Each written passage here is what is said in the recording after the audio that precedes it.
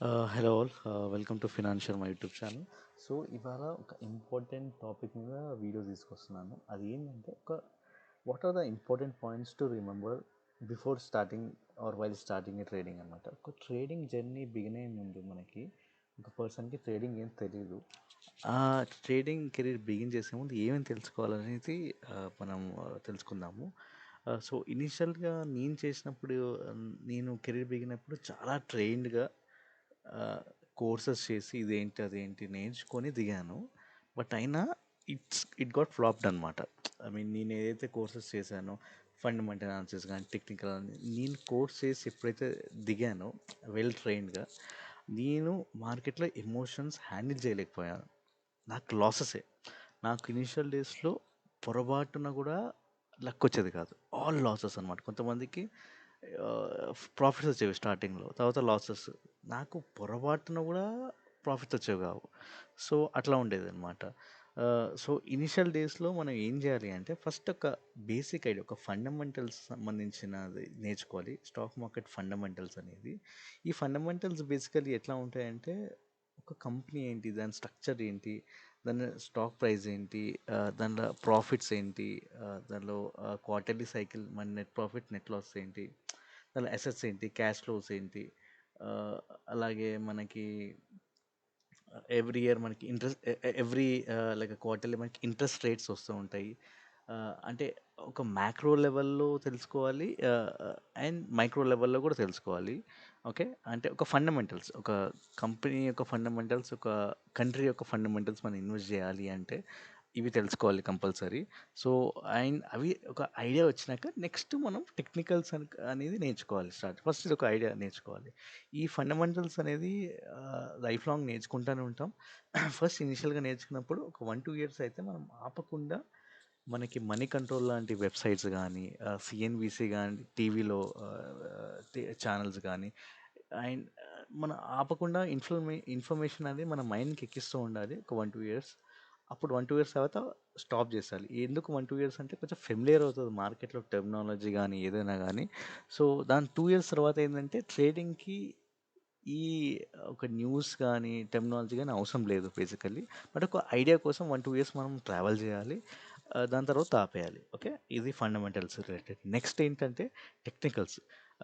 Mainly technicals ఏంటంటే ఇక్కడ మనం నేర్చుకోవాల్సింది ఇండికేటర్స్ అని ఉంటాయి అన్నమాట. ఇండికేటర్స్ అనేవి ఒక చార్ట్ అనేది, నార్మల్ చార్ట్స్ కంపల్సరీ చార్ట్స్ గురించి నేర్చుకోవాలి. టెక్నికల్ ఇండికేటర్స్ అంటే ఒక చార్ట్లో ప్లెయిన్గా ఉంటుంది మనకి ఒక చార్ట్. దాంట్లో ఇన్ఫర్మేషన్ మనం బై సెల్ చేయాలంటే ఈజీగా అనాలిసిస్ చేయలేము. దానికి ఇండికేటర్స్ అనేది సపోర్ట్గా వాడుకుంటారు. కొంతమంది లెవెల్స్ గీసి ట్రేడింగ్ చేస్తూ ఉంటారు.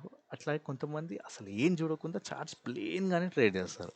ఓకే, నేను ఇనిషియల్గా టెక్నికల్ అనాలిసిస్ అనే నేర్చుకునేటప్పుడు ఆర్ అప్పుడు కోర్స్ చేసేటప్పుడు నాకైతే కంప్లీట్గా ఇండికేటర్సే చెప్పారు.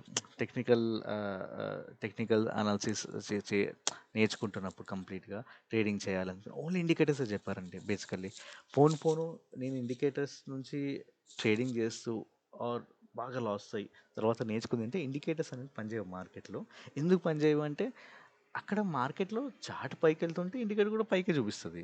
Nothing nothing indicator shows something different. Or మనకి ఏంటంటే మనకి కింద పడుతుంటే చార్ట్ అనేది ఈ మన ఇండికేటర్స్ కూడా కింద చూపిస్తాయి. దానిలో కొత్తగా ఏం లేదు.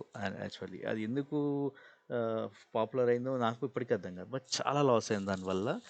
అండ్ కానీ ఇమీడియట్గా నేను మార్కెట్లో 6 మంత్స్ రాగా నాకు అండర్స్టాండ్ అయింది ఇండికేటర్స్ వాడద్దు అనేది. ఓకే, సో కానీ ఇండికేటర్స్ అనేది ఏమున్నాయి మార్కెట్లో తెలుసుకోవాలి. తెలుసుకొని అండర్లైన్ కన్క్లూజన్ ఏంటంటే ఈ ఇండికేటర్స్ వాడకూడదు మన ట్రేడింగ్లో, అదైతే గుర్తుపెట్టుకోండి.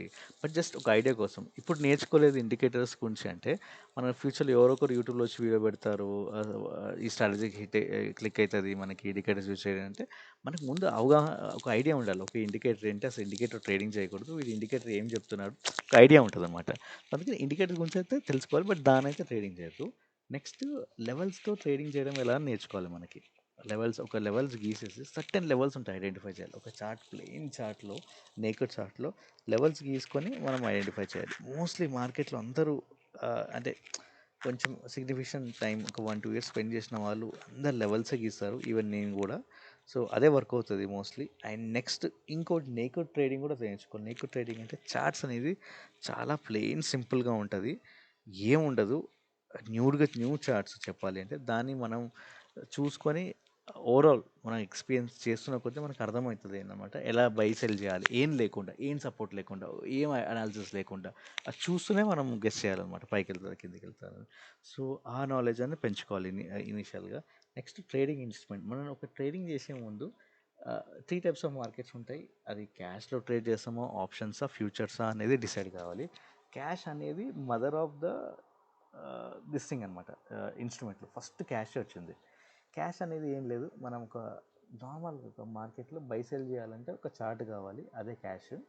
దీని డైరెక్ట్ మనం స్టాక్స్ అనేది సెల్ చేస్తాము, ఓకే, బై సెల్ చేస్తాము. బట్ ఈ ఈ ఆప్షన్స్ ఫ్యూచర్స్ ఏంటంటే ఈ క్యాష్ ఏదైతే ఉందో దీన్ని డిరైవ్ చేసుకొని పుట్టిన ఇన్స్ట్రుమెంట్స్ అనమాట. ఏం లేదు, సేమ్ క్యాష్ లాంటిదే ఇక్కడ ఉంటుంది, బట్ క్వాంటిటీ పెరుగుతుంది. క్యాష్లో నేను 1 షేర్ అనుకోవచ్చు, 2 షేర్స్ అనుకోవచ్చు, ట్రేడింగ్ చేయొచ్చు. బట్ ఫ్యూచర్స్ అట్లా కాదు, certain amount of share, 100 shares, so some lot ఉంటుంది అనమాట. ఒక లాట్లో 10 షేర్లు అట్లా ఫిక్స్ అయి ఉంటుంది. అది ట్రేడ్ చేస్తాం జనరల్లీ. ఈ ఆప్షన్స్ ఫ్యూచర్స్ ఎందుకు అంటే రిస్క్ మేనేజ్మెంట్ కోసం ఇన్సూరెన్స్ వాళ్ళు హెడ్జింగ్ చేస్తారు. హెడ్జింగ్ అంటే మార్కెట్ పడిపోతుంటే వాళ్ళు అడ్వాంటేజ్ తీసుకొని చేస్తూ ఉంటారు అనమాట బేసికలీ. సో అంటే మార్కెట్ కంప్లీట్ ఎప్పుడు పైకి వెళ్ళదు కదా, సో అప్పుడు కిందికి పడుతూ ఉంటుంది కదా, అప్పుడు ఈ ఆప్షన్స్ ఫ్యూచర్స్ని యూజ్ చేసుకొని ఈ కొంతమంది పెద్ద పెద్ద ఎఫ్ఐఎస్ కానీ, డిఏస్ కానీ, ఇన్సూరెన్స్ వాళ్ళు ఎవరైనా వాళ్ళు మార్కెట్లో సెల్ చేస్తారన్నమాట. ఎప్పుడు బై కాదు, సెల్ చేస్తారు. సెల్ చేసి ఆ లాస్ని రికవర్ చేసుకుంటారు ఇన్వెస్ట్ చేసింది ఆల్రెడీ, ఓకే. సో అది. నెక్స్ట్ టైప్స్ ఆఫ్ మార్కెట్ ఉంటాయి, ఇవి బాగా నేర్చుకోవాలి, ఓకే. టైప్స్ ఆఫ్ మార్కెట్లో సైడ్ వేస్, ట్రెండింగ్. సైడ్ వేస్లో మోస్ట్లీ లాసే వస్తుంది మనకి ఎప్పుడు. ట్రెండింగ్ మార్కెట్ అనేది పైకి వెళ్తే బై చేస్తాం, కిందికి వెళ్తే సెల్ చేస్తాం, సింపుల్ అనమాట. ట్రెండింగ్ మార్కెట్లో మనకు ప్రాఫిట్ వస్తుంది. సైడ్ వేస్ అనేది చాలా కష్టం ట్రేడింగ్, మీరు చూడాలి. సైడ్ వేస్ ఉన్న మార్కెట్లో ఇనిషియల్గా ట్రేడ్ అయితే చేయదు, మనం ఇనిషియల్గా అర్థమైపోతుంది ట్రేడ్ చేస్తుంటే సైడ్ వేస్ ట్రెండింగ్ అని. సో నెక్స్ట్ అనేది ఒక డీమ్యాట్ అకౌంట్ అనేది ఉంటుంది ట్రేడ్ చేయడానికి. దానికి యూజర్ ఇంటర్ఫేస్ ఒకటి ఐడియా ఉండాలి మనకి కంప్లీట్గా. బై సెల్ ఎక్కడ చేయాలి, ఎక్కడ నొక్కితే చార్ట్స్ రావాలి, ఇండికేటర్స్ ఎక్కడ యూజ్ చేయాలి, ఇవన్నీ ఒక ఐడియా ఉండాలి. సో ఇవి చాలా important points to remember while starting trading or before trading అనమాట. Thanks for watching.